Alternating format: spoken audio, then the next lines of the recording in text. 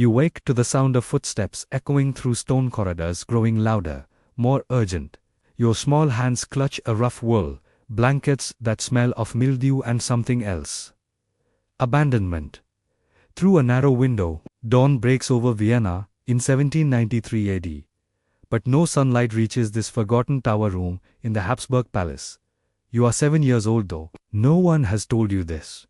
No one has told you anything at all. Because no one speaks to the child, they've hidden away your name. If anyone remembered, it was Ferdinand, and you were born to Emperor Leopold, the second family. But names don't matter here, in this quiet tomb for the living where aristocratic blood means nothing if the mind behind those noble features works differently than others expect. Your attendant enters, not a nurse, not a governess, just a woman paid to ensure you remain fed and forgotten. She avoids your eyes, those distinctive almond-shaped eyes that mark you as different, as wrong as something that shouldn't exist in a bloodline that claims divine appointment. She sets down a bowl of porridge already cold and retreats. No words, never any words. Outside, your cousins learn Latin and philosophy, practice dancing and diplomacy. Inside this room, dust motes dance in a single shaft of light, and you watch them for hours because it's all you have. Before diving into these forgotten stories of survival and suffering, if you enjoy learning about the hidden truths of history, consider hitting that like button and subscribing for more content like this. And please comment below to let me know where you're listening from. I find it incredible that we are re-exploring these ancient stories together from different parts of the world, connected across time and space by our shared curiosity about the past. In the grand palaces of Europe, behind gilded doors and beneath painted ceilings, depicting heavenly glory, lived the children whose existence threatened everything their families believed about divine right and pure blood. These were sons and daughters born with what we now understand as Down's syndrome, a genetic condition resulting from an extra copy of chromosome 21, causing distinctive facial features, intellectual disabilities, and often heart defects. But in centuries past, before John Langdon Downward described the condition in 1866, before anyone understood chromosomes or genetics, these children were seen as curses, embarrassments, or divine punishments for secret sins. Royal families who built their entire legitimacy on the notion of superior breeding in God's favor faced an impossible dilemma when such children were born into their midst. A peasant family might accept their different child as God's will, might find ways to integrate them into farm life where simple tasks still had value. But royalty demanded perfection. Every prince and princess existed as political currency. Future marriage contracts, living symbols of dynastic power. A child who couldn't learn court etiquette, who might drool during state dinners, who would never master the complex dance of international diplomacy. Such a child threatens not just family pride, but political stability itself. Consider Prince John of the United Kingdom, youngest son of King George V and Queen Mary. Born in 1905 at York Cottage on the Sandringham estate, for his first 4 years, John lived as any royal child might. Photographed with his siblings, dressed in sailor suits, presented to visiting dignitaries. But around age 4, the seizures began. Along with epilepsy came signs of what physicians quietly noted as learning difficulties and features that photographs from the era reveal is consistent with Down's syndrome. Though this was never officially confirmed by 1909. AD John had vanished from public life entirely. His grandmother, Queen Alexandra, wrote in her diary about visiting poor little John. It would form a farmhouse on the Sandringham estate, where he'd been relocated with his devoted nurse, Charlotte Labelle. Alexandra described a child who lived in his own world, who found joy in simple things, collecting acorns, watching the gardeners work, laughing at games. Only he understood. His siblings were discouraged from visiting. His parents maintained distance, viewing him through the lens of duty rather than affection. When John died in 1919, aged at age 13, following a severe seizure, Queen Mary wrote to a friend that his death was a release for the child and perhaps greatest mercy for the poor little soul. Those words release a mercy echo through centuries of royal correspondence about such children. They reveal a worldview where difference equaled suffering, where inability to fulfill dynastic duty meant a life wasn't worth living. Yet between the lines of these carefully worded letters, we sometimes glimpse humanity breaking through. Labelle, John's nurse, kept every drawing he made, every photograph, every small treasure he collected. After his death, she was pensioned off quietly, taking her memories of a boy who loved music and animals with her memories that painted a far different picture than the official narrative of tragedy and relief. Traveled back further to France in 1648, where whispers spread through the palace of Fontainebleau about a child born to King Louis XIII and Anna of Austria, a child who appeared before the future son, King Louis XIV. Court records carefully sanitized mention only a weak infant who failed to thrive, but private letters between royal physicians, discovered centuries later in the Vatican. Secret archives describe features we now recognize: the flat nasal bridge, the single palmar crease, the protruding tongue. This unnamed prince lived exactly 43 days. His vet nurse interrogated repeatedly, swore she'd fed him properly, that she'd done nothing wrong. Of course she had done nothing wrong. The child likely had the heart defects that affect nearly half of all babies with Down syndrome. But in an era where infant death required blame, where royal blood was supposed to be stronger than common stock, someone had to be at fault. Palace servants whispered about the special prayers, and of Austria commissioned the pilgrimages she made to shrine, seeking explanation for why God had marked her child. Some said it was punishment for the king's sins. Others blamed the queen's Spanish blood. Still, others pointed to astronomical alignments at the moment of conception. What no one said, what no one dared suggest, was that sometimes nature simply creates variation, that this child was not a punishment or a curse, but simply different. Such thinking wouldn't emerge for centuries. In Russia, the Romanov dynasty dealt with their own hidden shames. While history remembers Alexis' hemophilia, few know about Grand Duke Vladimir Alexandrovich, his youngest daughter, born in 1882. Her name appears in no official genealogies, mentioned only as an infant daughter died young, if at all. But payroll records from the Alexander Palace show continuous payments to a specific set of servants assigned to the nursery in the East Wing for 6 years after her birth. Long after an infant death would require such attention. Letters between ladies in waiting describe a girl who never learned to speak properly, who,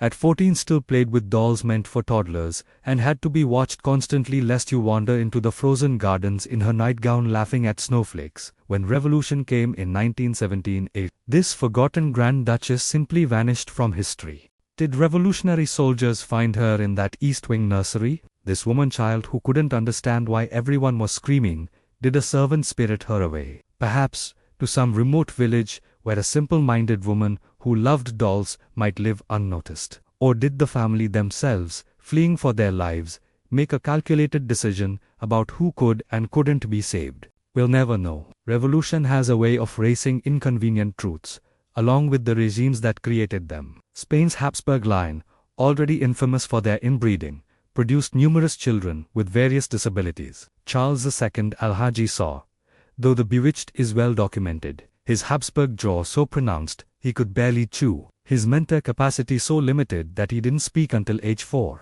But Charles had siblings and cousins who never made it into the official portraits, never received names or titles. Spanish court physicians encoded Latin that they hoped would outlive them.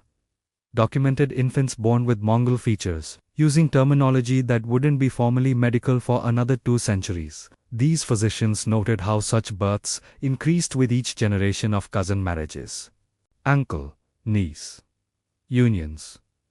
The desperate attempts to keep royal blood pure. One physician, Diego Matos Zapata, writing in 1693, described examining a princess whose name was literally scratched from the record.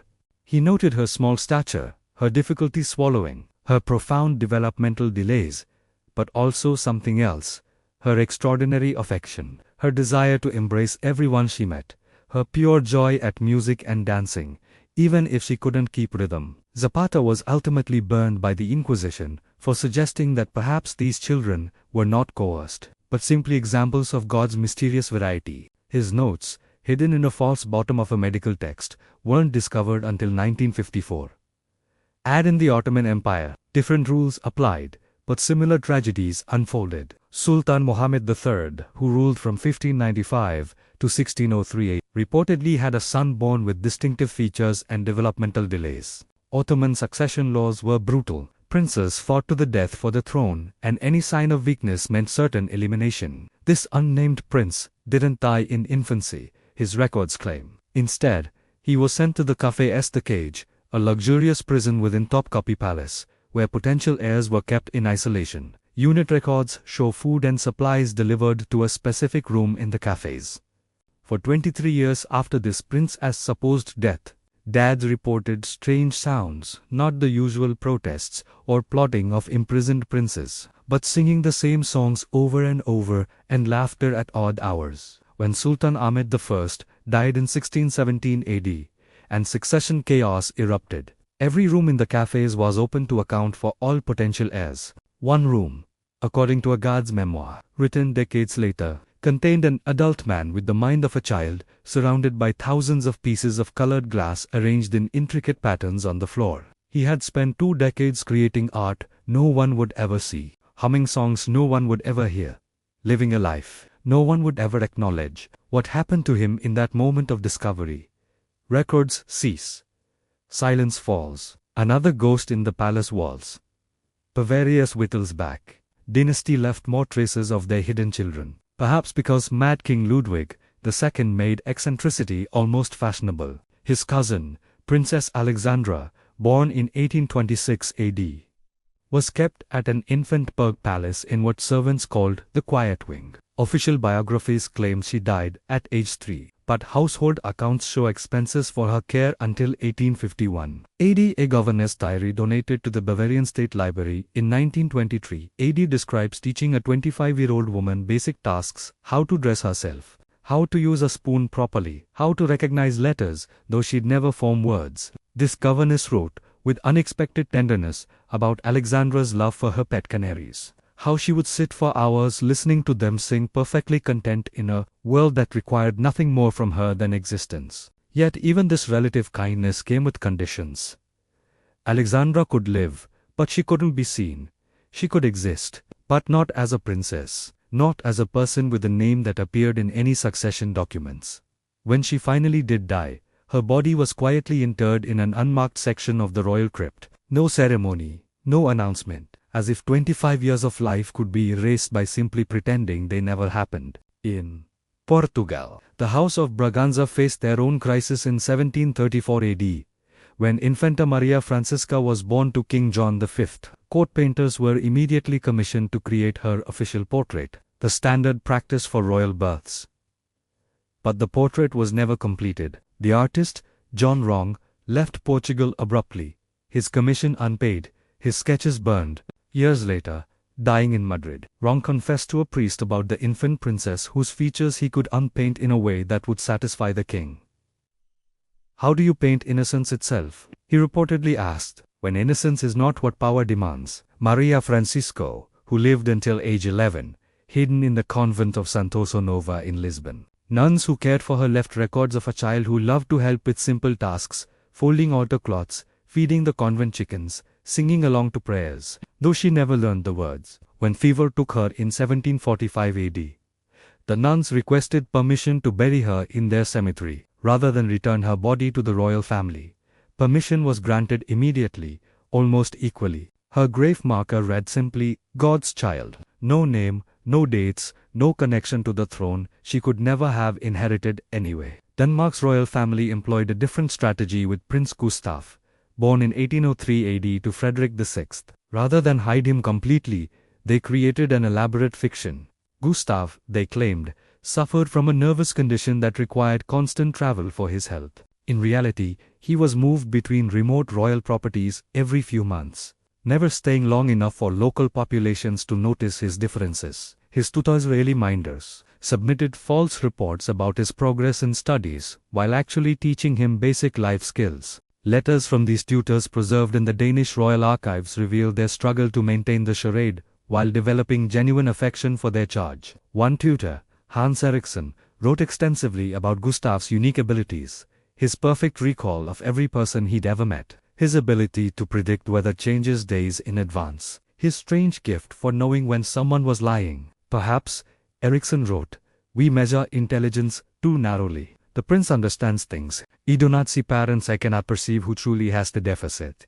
Him or those of us who cannot enter his world. But Eriksson's progressive thinking found no support in the Danish court. When Gustav died at age 31, officially of pneumonia, but likely from a heart condition common in Down syndrome. His death was announced as occurring in Italy during one of his health treatments. His body was returned to Denmark at night, buried before dawn. His entire existence compressed into a single line in the royal genealogy. Prince Gustav Sweden's Bernadotte dynasty, relatively new to royalty, might have been expected to handle difference with more modern sensibility. But when Prince Karl Oskar was born in 1852 with clear developmental disabilities, they followed the same playbook as older dynasties. Official records state he died at 3 months old. Unofficial records, servant testimonies, physician bills, food requisitions suggest he lived at least until age 9. At Toga Palace, 30 miles from Stockholm, the groundskeeper's son, writing memoirs in his old age,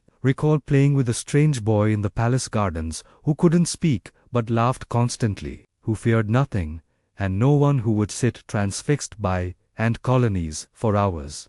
This boy, the groundskeeper's son, realized decades later, appeared only when the royal family was absent, vanishing days before they returned. He was like a ghost, the memoir states, but the happiest ghost imaginable in Austria-Hungary. The Habsburg curse of inbreeding produced numerous children with disabilities. Emperor Franz, Joseph's brother Archduke Karl Ludwig, had a son in 1868 who was immediately declared stillborn, but a midwife's diary discovered during World War II when her descendants fled bombing tells a different story. The child lived, she wrote, but with features that made the emperor himself recoil. Within hours of birth, the infant was taken from his mother, who was told he had died. The midwife was sworn to secrecy, paid handsomely, and warned that breaking her oath meant death. Years later, this same midwife was called to a monastery outside Vienna to treat a sick child and recognized him immediately. The monks, she learned, had been paid to raise him as an orphan, never knowing his true identity. They called him Felix, meaning happy, because despite his limitations, he radiated joy. He lived among them for 12 years, helping with simple tasks, beloved by the brothers who saw in his innocence a kind of holiness. When he died of scarlet fever in 1880 AD, the entire monastery mourned the abbot. Noting his death in the monastery, records wrote, "Now Felix has returned to God, who surely loves him better than the world ever could." These hidden children existed in every European royal house, their stories following depressingly similar patterns: birth, recognition of difference, concealment, erasure, yet occasionally cracks in the official narrative reveal unexpected tenderness. Prussia's Prince Waldmann, born in 1889 AD, to Wilhelm, the second sister, was hidden away like all the others, but his nurse, Emma Müller, used her wages to commission her local artists to paint his portrait every year on his birthday. 17 portraits in total, showing a boy growing into a man, his distinctive features rendered with dignity and care. After his death in 1906 AD, Emma tried to give these portraits to his mother. They were refused, burned in front of her. The last evidence of Voldemort's existence turned to ash. Emma spent her remaining years writing letters to newspapers trying to tell Waldmann's story, but no paper would publish them. Those letters found in her belongings after her death paint a picture of a young man who loved trains, who could identify every bird by its song, who memorized entire orchestral pieces after hearing them once. He was not less than, she wrote repeatedly. He was different then, and different in God's eyes is not wrong. In Italy, the House of Savoy dealt with their own secret when Princess Giovanna was born in 1879 AD. Unlike other royal families who hid their children completely, the Savoys attempted a middle ground. Giovanna appeared certain highly controlled public events, always at a distance. Always briefly. The public was told she was delicate and couldn't endure long ceremonies. In reality, she was carefully coached for weeks before each appearance, taught to wave, to smile, to stand still for precisely counted seconds before being whisked away behind palace walls. Giovanna lived a more complete life than many of her peers with similar conditions. She had tutors who focused on her strengths, her extraordinary memory for music, her ability to learn through repetition, her gift for understanding animals. She had a small household of servants who spoke to her as a person. Not a problem when she died at age 33.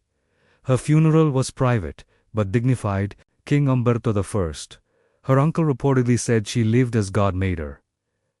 And that was enough. But Italy's relative progressiveness was the exception. In Belgium, King Leopold, the second, infamous for his brutal exploitation of the Congo, showed no more mercy to his own disabled daughter. Born in 1864 AD, Princess Stephanie's memoirs, published after her father's death, mention a sister who was not spoken of, whose room in the palace was eventually walled off entirely. Servants who worked in the palace during that period, interviewed by historians in the 1920s, described hearing a child's voice from behind those walls for years singing nonsense songs, calling for a mother who never came. One servant, Marie Delacroix, risked her position to slip food and small toys through a gap in the walled-off section. She testified that the child she never learned her name would push drawings back through the same gap. Crude, colorful images of people with enormous smiles, of sons with faces of what might have been attempts at writing. Mama Marie kept one drawing, which she showed to the interviewing historian. A piece of paper covered in handprints, made with what appeared to be buried. Use each print surrounded by carefully drawn hearts. Romania's royal family, established only in 1866 AD, quickly learned the rules of royal shame. When Crown Prince Carol's son was born in 1893, with obvious disability, the infant was declared dead within hours. But Queen Elizabeth, the poet and mystic, who wrote under the name Carmen Silva, couldn't accept this erasure. She wrote extensively in her private journals about the angel child who had been recalled to heaven, too pure for earth. These journals, clearly coded, speak of visiting his star every night, likely a reference to wherever the child was actually kept. A Romanian Orthodox monastery, as records from this period, show a mysterious patron donating substantial sums for the care of a special child of God. The donations came with specific instructions. The child was to be taught music, given art supplies, never struck or restrained, spoken to with kindness. The donations continued for 7 years, then stopped abruptly. The monastery, as Chronicle notes, that their special charge died that same year, of a fever that took him gently, as he had lived. Even in the 20th century, his medical understanding of Down syndrome improved. Royal families continued their patterns of concealment. Greece's royal family, exiled and restored multiple times, left scattered records of children who existed in margins. A physician who treated the Greek royals in exile during the 1920s wrote in his memoirs about examining a teenage princess whose existence was completely unofficial. She had been born with Down syndrome and hidden from birth. Her parents told she had died, but a loyal servant had spirited her away, raised her in secret, and only sought medical help when the girl developed pneumonia. The physician treated her successfully, but was shocked by the family's response. Rather than joy at discovering their daughter lived, they offered him a fortune to solve the problem permanently. He refused, fled the country, and spent decades wondering what became of that girl who had clutched his hand and called him nice man over and over. The only words she knew in the Netherlands, whispers persisted for generations about Queen Wilhelmina's lost child. Official records show only one daughter, Juliana, but household staff from the 1890s told different stories. They spoke of a second pregnancy, a birth that resulted in no announcement, a child who lived briefly in the palace before vanishing. Years later, a Dutch farmer's family in Friesland would tell stories of their Dutch daughter who had been left with them as an infant by mysterious benefactors who paid for her care but never visited this girl, who lived until 1934 AD, for an uncanny resemblance to the Dutch royal family. But no one dared voice such observations aloud. Norway's monarchy, independent only since 1905, faced their test in 1912. When Princess Reginald was born to the future king of the Fifth, the princess lived officially for 3 days. Unofficially, she lived for 8 years in a special medical facility in Switzerland, visited monthly by a Norwegian noblewoman, whose face was always veiled. The facility's records seized by the Nazis in 1948 and later recovered by the Allies document a child with mongoloid features who showed affection to all and found joy in simple pleasures. Her death in 1928 was attributed to the influenza pandemic, though she likely died from heart complications common to her condition. These stories spanned centuries and dynasties, but patterns emerge with depressing consistency: shame, fear, concealment, erasure, royal blood. That wasn't royal enough. Divine right undermined by human variation, the very qualities that make Down syndrome individuals often extraordinarily loving, joyful, and free from the pretensions that torment typical people. These qualities were antithetical to royal power structures built on hierarchy, competition, and carefully controlled bloodlines. Yet between the lines of official denials and destroyed records, we find glimpses of humanity: servants who risked everything to show kindness, nurses who kept photographs and drawings, monks and nuns who saw holiness where others saw only shame. Even some royal parents who, despite the pressures of their position, found ways to ensure their hidden children received some measure of care and comfort. Consider Princess Alexandrine of Prussia, born in 1915 AD to Crown Prince Wilhelm. Unlike earlier generations, her parents didn't claim she had died. Instead, they placed her in a specialized institution where she received education tailored to her abilities. She learned to read simple texts, to write her name, to play piano badly, but with enthusiasm. When the Nazis came to power and began their euthanasia programs targeting disabled individuals, her family faced an impossible choice. Records suggest she was quietly moved to Switzerland, where she lived under an assumed name until her death in 1988. Having outlived the empire she was born to inherit, World War II marked a turning point, though not always for the better. The Nazis' systematic murder of disabled individuals, including those with Down syndrome, shocked even royal families who had hidden such children for centuries. Some recognized their own complicity in creating the attitudes that made such genocide possible. Others simply became more careful about concealment. Understand, adding that in a world where such children could be murdered by the state, private shame was preferable to public knowledge. After the war, as Europe rebuilt and modernized, royal attitudes began slowly shifting. When Prince John of Luxembourg was born in 1957 and with Down's syndrome, his family made a revolutionary decision. They acknowledged him, not fully, not proudly, but they admitted he existed, that he lived in a special care facility, that he was their son and brother. It was a crack in centuries of absolute denial. By the 1960s and 1970s, medical advances meant children with Down syndrome were living longer, healthier lives.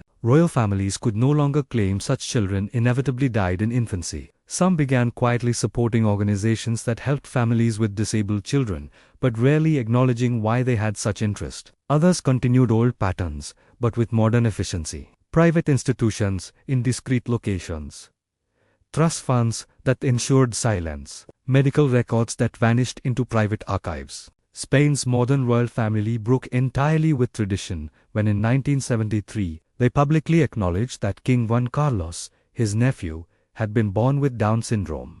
The child appeared in family photographs, attended certain public events, was spoken of with affection rather than shame. It was revolutionary, yet it highlighted how recently such basic human recognition had been denied to these children. Today, we know that Down syndrome is simply a genetic variation occurring in roughly 1 in every 7 births across all populations, all social classes, all bloodlines. We know that individuals with Down syndrome can live full, meaningful lives. They experience the same range of emotions as anyone else. Their intellectual disabilities don't diminish their humanity. We know this now, but for centuries, royal families, who claim divine appointment, who justified their power through supposed genetic superiority, couldn't afford to know.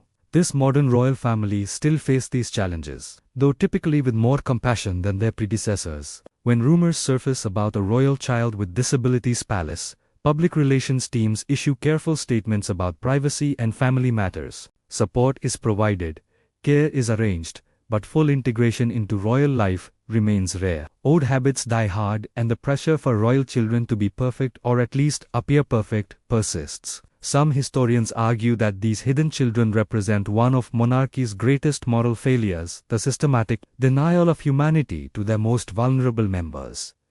Others point out that royal families were products of their time, following medical and social conventions that labeled such children as mongoloid idiots and recommended institutionalization. Both perspectives hold truth. Royal families didn't create society's prejudices against disability, but their positions of power mean they bear special responsibility for perpetuating them. In researching these stories, one finds an archive of absence destroyed, records scratched out, names, portraits painted over graves, unmarked or moved. For every documented case, how many others left no trace at all? How many royal children with Down syndrome lived their entire lives, known only to a handful of servants sworn to secrecy? How many died believing themselves orphans, never knowing that somewhere in a palace their parents continued producing heirs who better fit the royal mold. Yet perhaps the most tragic element isn't the secrecy itself, but what that secrecy cost everyone involved. Parents who might have loved their different children instead learned to see them as shameful secrets. Siblings who might have developed empathy and understanding instead grew up believing in their own genetic superiority. The hidden children themselves, who might have thrived with proper support and acceptance, instead lived diminished lives in the shadows. Modern medicine has given us tools these historical figures lacked. Prenatal testing can now detect Down syndrome before birth, leading to different but equally complex moral choices. Some royal families have likely terminated pregnancies upon receiving such diagnoses, adding another layer to this history of absence. Others have chosen to continue pregnancies and raise children with disabilities, though rarely in the public eye. The last confirmed case of a European royal child with Down syndrome being completely hidden from public knowledge occurred in the 1960s. Rumors persist of more recent cases handled with extreme discretion. Privacy laws and modern medical ethics make it harder to track such stories, which is perhaps as it should be. These children deserve privacy, but not erasure. They deserve protection, but not imprisonment. What would history look like if these children had been acknowledged? If Prince John had stood beside his brother Edward VIII during the abdication crisis? If the Spanish Habsburg had recognized that their pure bloodline produced as much variation as any peasant family? If just one royal family, somewhere in those centuries of denial had said, "This is our child, different but beloved, and we will not hide them." We cannot rewrite history, cannot restore names to scratched-out records or mock graves that have been lost. But we can recognize that these forgotten princes and princesses existed, that they mattered, that their lives had value beyond their inability to inherit thrones or secure alliances. They were children who laughed and cried, who felt love and loneliness, who experienced the world in ways their normal siblings never could. Some found moments of joy despite their circumstances. The unnamed Russian Grand Duchess arranging her glass pieces, Prince Gustav predicting weather, Felix bringing happiness to his monastery. Others likely lived lives of profound isolation and neglect, understanding only that they were somehow wrong, somehow shameful, somehow less than human in the eyes of those who should have protected them. The stories forced us to confront uncomfortable truths about how society treats difference, how power structures reinforce narrow definitions of worth, how shame gets passed down through generations like a twisted inheritance. Royal families in their treatment of disabled children held up a mirror to society's darkest impulses. The desire to eliminate difference, to hide imperfection, to pretend that human variation is abnormality rather than nature's rule. Today's royal families navigate a different world, one where disability rights movements have changed public consciousness, where inclusion is valued, at least in principle, if not always in practice. But the ghosts of those hidden children remain haunting palace corridors and unmarked graves, reminding us that privilege and power don't automatically confer compassion. The blue blood can run just as cold as any other picture. Again, that child in the Habsburg Tower, watching dust motes dance in morning light. Their name might have been Ferdinand, or Franz, or Maria, or any of dozens of names we'll never know. They lived and died in shame that wasn't theirs to bear, victims of a worldview that couldn't accommodate difference, couldn't see beauty and variation, couldn't recognize that the true deficit lay not in their extra chromosome, but in their family's missing compassion. Their attendant leaves footsteps fading down stone corridors. The child returns to watching light and shadow play across ancient walls, unaware that hundreds of others across Europe share their fate. Royal blood that wasn't royal enough. Divine appointment undermined by human reality they commit to. No one else will ever hear arrange objects in patterns that make sense only to them and wait for tomorrow's bowl of cold porridge tomorrow. Silent attendant tomorrow's few moments of filtered sunlight in a room the world pretends doesn't exist. In the end, these forgotten royals tell us less about Down syndrome than about power itself. How it corrupts not just through ambition, but through fear. Not just through cruelty, but through shame. They remind us that every society creates its shadows, its unmentionables. It's disappeared. The measure of civilization isn't in its palaces or crown jewels, but in how it treats those who don't fit the mold, who can't play the game, who exist outside the boundaries of acceptable difference.